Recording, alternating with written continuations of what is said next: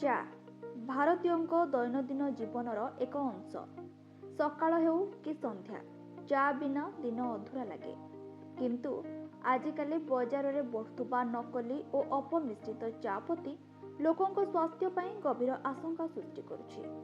ତେବେ ଆମେ ପିଉଥିବା ଚା କେତେ ଅସଲି ଓ କେତେ ନକଲି, ଆଉ ଏହା କିପରି ଜାଣିବେ?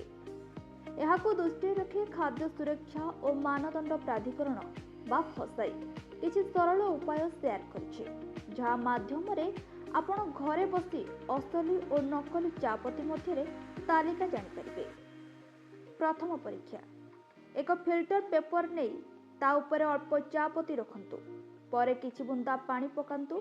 କିଛି ସମୟ ପରେ ଚା ହଟାଇ ଫିଲ୍ଟରକୁ ହାଲୁକା ଧୋଇ ଆଲୋକରେ ଦେଖନ୍ତୁ। ଯଦି ପେପର ରଙ୍ଗ ଗାଢ଼ା ହୋଇଯାଏ, ତେବେ ଚା ଅପମିଶ୍ରିତ ଥିବାର ସଂକେତ। ଦ୍ୱିତୀୟ ପରୀକ୍ଷା। ଏକ ଗ୍ଲାସ ଥଣ୍ଡା ପାଣିରେ ଏକ ଚାମଚ ଚା ଗୁଣ୍ଡ ମିଶାନ୍ତୁ। ଯଦି ପାଣି ତୁରନ୍ତ ନାଲି କିମ୍ବା ନାରଙ୍ଗୀ ହୋଇଯାଏ, ତେବେ ଏଥିରେ କୃତ୍ରିମ ରଙ୍ଗ ମିଶାଯାଇଛି ବୋଲି ବୁଝିବାକୁ ହେବ। ତେବେ ତୃତୀୟ ପରୀକ୍ଷା। ଚା ପତିକୁ ଏକ ପ୍ଲେଟରେ ରଖି ତା ଉପରେ ଏକ ଚୁମ୍ବକ ଘୁଞ୍ଚାନ୍ତୁ। ଯଦି କୌଣସି ଲୁହା କଣିକା ମିଶିଥାଏ, ସେଗୁଡ଼ିକ ଚୁମ୍ବକରେ ଲାଗି ରହିବ। ତେବେ ଫସାଇ କହିଛି, ଏହି ସରଳ ପରୀକ୍ଷା ମାଧ୍ୟମରେ ଲୋକେ ନକଲି ଚା ପତିକୁ ସହଜରେ ଚିହ୍ନିପାରିବେ ଓ ସ୍ୱାସ୍ଥ୍ୟକୁ ସୁରକ୍ଷିତ ରଖିପାରିବେ।